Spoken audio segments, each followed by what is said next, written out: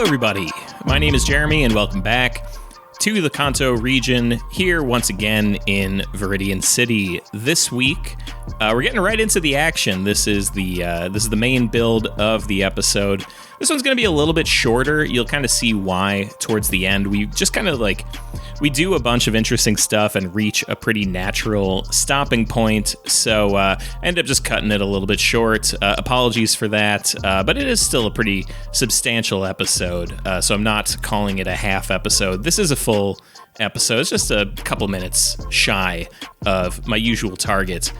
This week we're building a baseball stadium. This is the only sports stadium, the only traditional sports stadium in the city. We already have a Pokemon gym down by the waterfront, and I have been putting a lot of baseball infrastructure around this project. Both Pallet Town and Viridian City have baseball fields at their high schools. It only made sense that there should be some outlet for the professional game. So I decided to build one here. I had this space back here. I needed some sort of a decently large thing to put beneath the bridge, and it kind of just made some sense to me. So that's what we're doing. This is from the sports DLC. I think that's what it was called. I don't remember the name of it. Sorry if you are looking for specifics on that. It's the sports-themed one. And it's a really nice-looking asset. I think it's Bad Peanut made it. It looks excellent, and it fits really nicely in here. I decided to give it a little plaza in the front here that is kind of in a similar vein to the one that I put in the park that is about halfway between here and the gym. It's also similar to the gym. They kind of, when you view them from afar, you'll see in the cinematics, they create a very interesting sort of a through line through the city. Kind of this artificial green belt, if you will. But yeah, it looks really cool here. I like the way that it kinks with the road. It's a neat little design that I think it fits really nicely, and it's a unique little idea. Super fun, and this is a nice easy breezy build. Honestly, the asset is already pretty nicely detailed. It fits the space pretty well.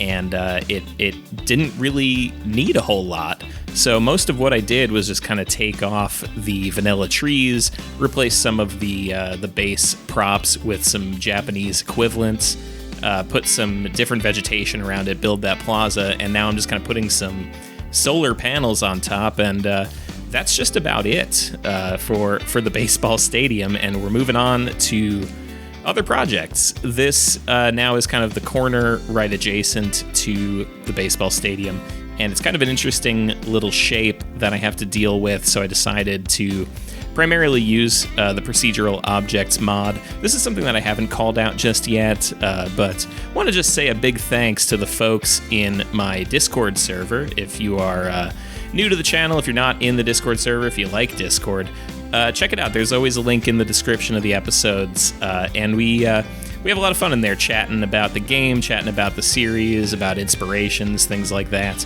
And somebody in the Discord server taught me how to use the distort function on the procedural objects mod, and it has absolutely changed my life. It's exactly what I've always wanted, just an easy way to alter the shape of a building without going into all the individual vertices. It's super helpful for, weird little spaces like that. And speaking of weird little spaces, now we are on the other side of the stadium, and we have this tunnel that goes under the mountain into the little farming area outside of Pallet Town. It's it's a little bit redundant to the highway. It does the same exact thing more or less, but it's a slower road, I feel. So I think people probably prefer it less. I couldn't say for certain. I think probably more likely people who are going downtown are taking the highway. People who are going to this part of the city are taking the smaller road. I might go in and alter the speed limit a little bit more just to kind of drive that home. I'm kind of thinking of this as being like an unofficial entrance to the city, a non-lore entrance. It just kind of, I didn't want to dead end the road down in Pallet Town, and it just kind of looked nice to have a tunnel there, so that's what we got. And now we're on the other side of the road. This is a little like some sort of a health clinic. Maybe it's a dentist. There's like 3 or 4 different assets that are all basically the same model with different Japanese writing on them to say that they are. I think one of them is a health clinic, one of them is a dentist, one of them is a vet, and one of them is like an elder care thing. I don't know which one that is. I think it's just the regular medical clinic, but don't quote me on that. Now we have this pretty sharp incline over here next to the highway tunnel, which I detailed off camera several episodes ago. It just, I had an idea for it, and I just kind of wanted to go with it, and I didn't really have ideas for the rest of the area, so it just didn't make sense to do it as a full episode. Apologies for that. But so I'm kind of trying to snake these buildings up this hill in an interesting way. I keep kind of cutting off these residential areas when the grade gets a little too sharp, and I wanted to have at least one place in the city where that wasn't the case. So I did this over here, just kind of like a fun little snaking road that, you have a couple places where this retaining wall pops out, a couple places where it doesn't, and I think the overall big picture final product, I think it looks really nice and unique and cool, and just adds kind of a different flavor to the edge of the city, and that's really most of what I was going for. And now I'm just kind of putting a retaining wall down here at the edge of it, just to kind of set an official stopping point for this development. And I have kind of this space at the top here. I had thought about putting some more housing up here, but instead I decided to just put like a little warehouse. Maybe this is for it's for the roads department or something like that. Maybe I'll even put a block in there that officially does that. But right now it does nothing. Right now it's just a procedural object that sits there looking pretty. And now I'm using the grass network to kind of plug in this little hole that was left by the retaining wall. And this is another thing that I learned about in the Discord. I hadn't used these networks all too much for this purpose. I use them mostly for the asphalt to kind of change colors and make fun little projects like that. And I'd never really considered the idea of using them in place of the ploppable grass the way that I normally use it. So this is another thank you to the folks on the Discord.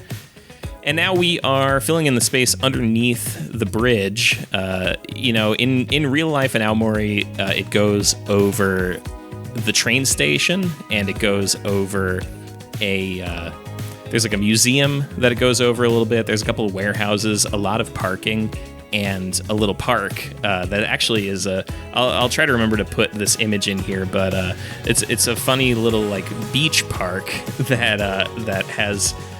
It has like sand and water, and then the bridge going right over it.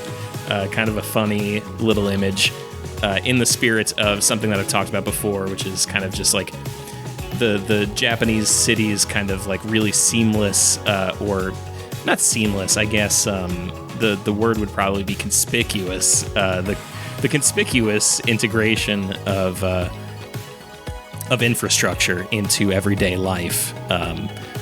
And so now I'm just kind of like underneath the bridge, trying to just kind of make it a little bit of like a beat up concrete area. I add a bunch of invisible parking spaces under it. It's just not interesting to look at, so I didn't include the footage here. But you'll see in the cinematics, folks park under there. Looks like we got a baseball game going. That's fun. Hard to catch those, by the way. I know I've talked about this in previous projects, but.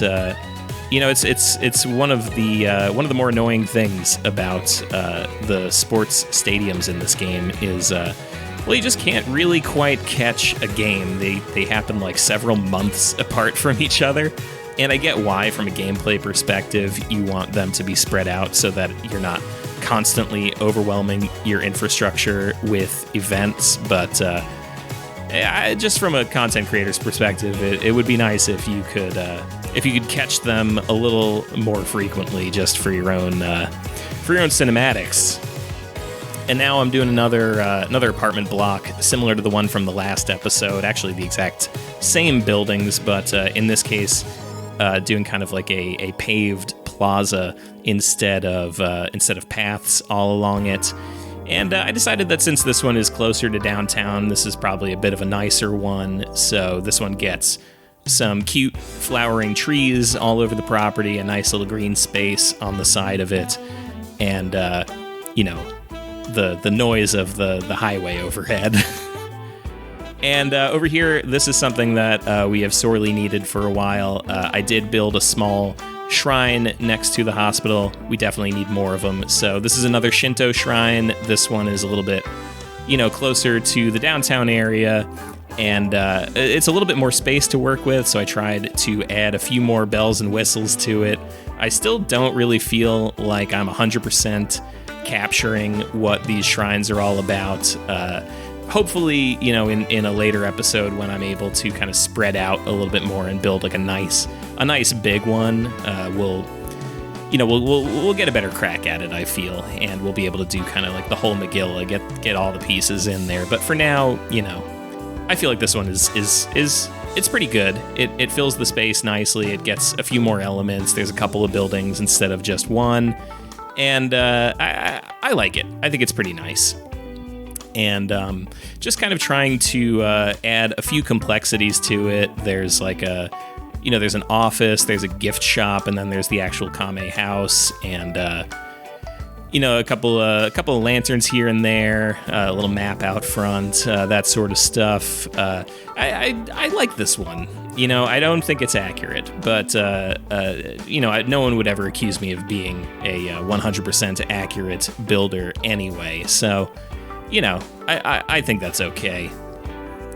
And otherwise, just kind of closing it into the space with these nice temple walls that the set comes with. It has a little maintenance garage in the set that I kind of stuck off to the side. I don't know if that's how it would be in real life. It kind of seems like maybe I have it reversed. Like maybe it should be for within the property. I don't know.